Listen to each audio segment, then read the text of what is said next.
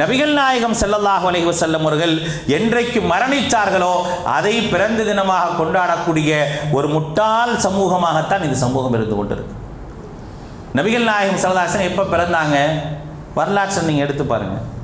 எல்லா வரலாற்று புத்தகங்களிலும் எடுத்து பாருங்கள். யார் எழுதிய வரலாற்று புத்தகமாக இருந்தாலும் சரி, அல்லாஹுடைய தூதர் பிறந்தது திங்கட்கிழமை இருக்குது. திங்கட்கிழமை பிறந்தாங்க. அல்லாஹுடைய தூதர் ஸல்லல்லாஹு அலைஹி வஸல்லம் அவர்கள் பிறந்த அந்த மாதம் ரபீல் அவல் மாதமா? ஆமாம், அதுக்கும் ஆதாரம் இருக்கு. அல்லாஹுடைய தூதர் ரபீல் அவல் மாதத்தில் 12ஆம் தினத்தில் பிறந்தார்களா? எந்த ஆதாரமும் கிடையாது.